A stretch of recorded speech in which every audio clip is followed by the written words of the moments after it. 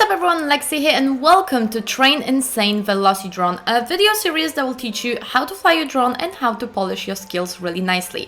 And today I have a request video from you guys. So we have already done the 3D turns in which we are going a little bit up and down while turning. If you haven't seen this video, check it out just right here. But I have been asked many times under this video and in private messages, can we do a video on basic turns? So generally how to turn, because it's really important to kind of know how to do it. You ask, I deliver. So today we're going to be talking about some basic turns, which is a really important skill to have, I think. This video is a part of the series Train Insane Velocidrone, and we are actually having a really great monthly newsletter that shares the monthly calendar, which teaches you what to do in every single day of a month. So if you haven't got it already, all the information about it is down below in the description box, and you can get it at any time of a month, and it's absolutely free for you to get. Now, if you are not familiar with the information that's currently on your screen, be sure to stop the video right now. It just lets you know where to find all the settings that I'm personally using and where to find the game and all the stuff like this. And since we are on the basic turns and all the basics, I also have a free Skillshare course to which information is down below in the description box as well, because you can get it for absolutely free. And it's actually pretty nice for the beginners, not only for flying, but also for all the information on how the drones are built, how to build your own, and how to choose the right path. So if you are interested in this, be sure to check it out. It's absolutely free for you to get, so hey, why not give it a try? And now, without the further ado, let's just do some basic turns, because hey, everyone's learning.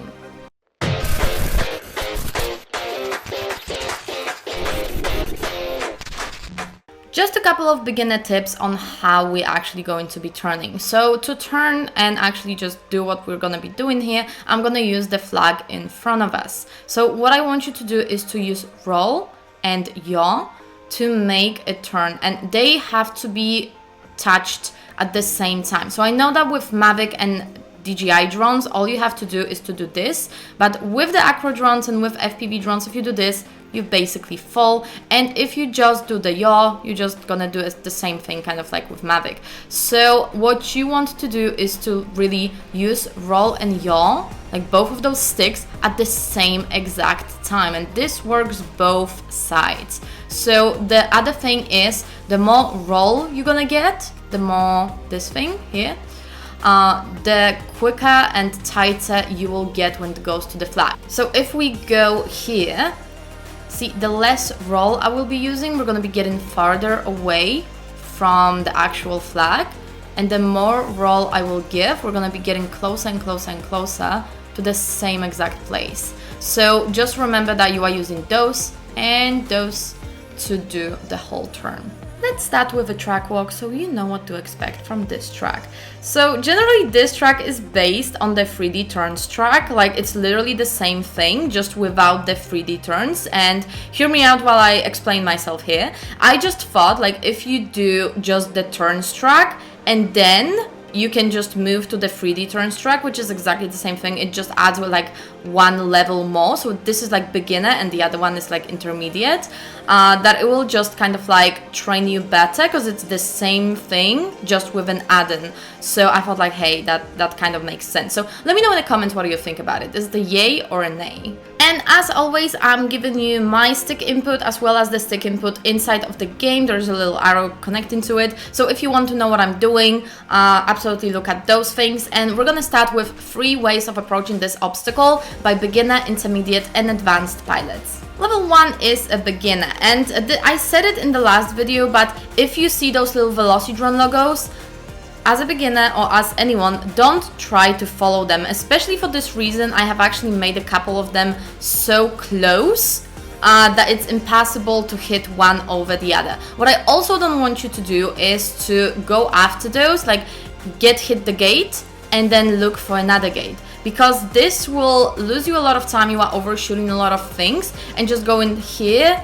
and then looking for another one. It's like, yeah, see, I'm kind of like going straight and then looking for stuff, and it's taking a lot of time from my whole race, my stick time. It's taking a lot from my smoothness as well. Now, if you get intermediate, you kind of may feel a little bit more, you know, like in power and using a lot of throttle and just, you know, doing a lot of things because you know how to fly, and that's okay. But as you can see, like if I'm using a lot of throttle, I still can kind of control it, but I'm overshooting a lot. So it's not that a lot of throttle will give you a lot of speed and things like this. Now what I want you to do is to be more smooth in your movement. So as you can see on my stick input right now, I am using some throttle. I'm sometimes adding more, like on straights, I'm using more pitch and throttle just to kind of get through it quicker, but I'm trying to get as close to the flag as possible.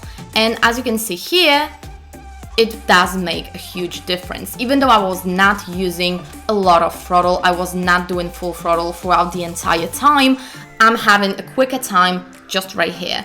Now let's discuss what is important to train regarding your times, so you know where you are more or less. So if you have up until like 38 seconds per lap, then you are kind of more in the beginner group. So what I want you to do is to train more, to use the flags more like kind of a sign that tells you that you're gonna be turning. When you are driving a car and you see those white and red signs that are saying that it's gonna be a turn, you don't go straight to it to start turning. You start turning when you see it and when you see that the asphalt is kind of getting on the way. You don't hit the sign then to turn. So try the flags kind of the same way, but what you want to do is to kind of get it from the other side. This will help you a lot with smoothness, as well as kind of like pre-positioning yourself into the navigate. It may happen on a race or in a bando or wherever you are making a video, if you are doing cinematics, that it will not be super perfect as it is on those training tracks,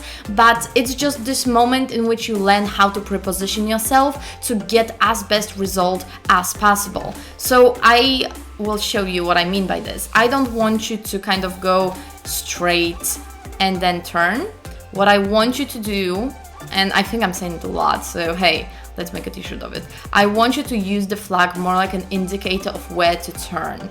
So don't go straight on it, just kind of use it, kind of orbit it around and position yourself for the gate that's right here. This will help you immensely when it goes to freestyle, cinematics, and racing as well. Now, level number 2, which I'm calling intermediate, and I'm kind of calling it like in between, you feel really like in control of your drone. You feel like the master of the universe, and it's absolutely fine. But if you think that you are kind of like up until like 22 seconds per lap, from 38 to 22, maybe record your screen and check with the inputs. And by the way, how to turn them on, you just click M on your keyboard to turn them on and off, and just see if while you are flying you are touching any of those walls, either with pitch, with roll, with yaw, or with the throttle especially. So if you are just using like touching the wall just on the throttle,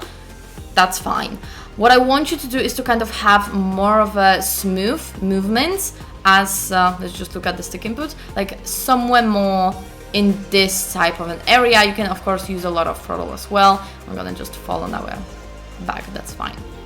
So I want you to kind of use less throttle, use less kind of sharp turns. I don't really want you to, can you reset please? I don't want you to do like straight then turn, because as you can see I overshot it immensely. So I don't want you to do the straight turn, drastic and everything. It can be done, absolutely, but I want you to train more like being a little bit more calm and just prepositioning yourself to do this perfect type of a movement. So the closer you can get to the flag, the better for you, because the smoother it gets, the better it gets, and you are losing, like you are gaining a lot of time, because you are not losing time in the air correcting or overshooting a lot of stuff. So this is really important. Now, if you are less than 22 seconds, then hey, congratulations, you are doing a great job already. But what I want you to train is the smoothness. Get closer to the flag, get closer to the gate, try to do it as smoothly as possible. So kind of try to get super close. You can start even slow, just get super close to the gate, then super close with an apex to the gate again, and kind of see, I can do this entire thing within one movement. Okay, here a little bit too much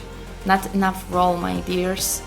So I want you to kind of do it as one movement. So as you can see, I barely almost touched the gate and barely almost touching the flag, and I can do it within one single movement, and it works, see? And here you can add more pitch, more throttle, because you are going just one straight lane. And that's absolutely okay. Just try not to overshoot it while you already shot this one straight lane. You need to be prepared for another gate. And since you are doing this track a couple of times, you will know when to turn, because I mean, this track is not hard anyway.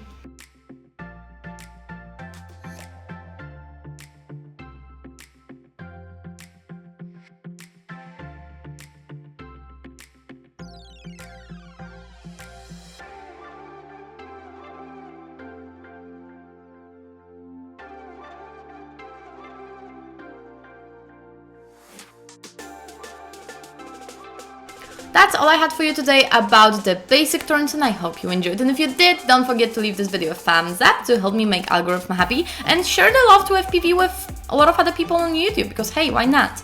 In the meantime, while you are waiting for new videos, be sure to check out the monthly calendar, which is right here. All the information about it is down below in the description box. Share my Skillshare course, which is absolutely free for you to use with your friends that are just starting to get into FPV.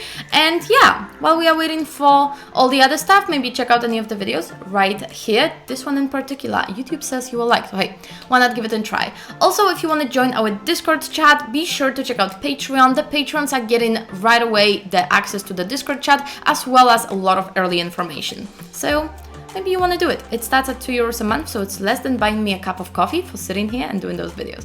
Thank you very much, and see you in the next one. Stay awesome, fam. Bye.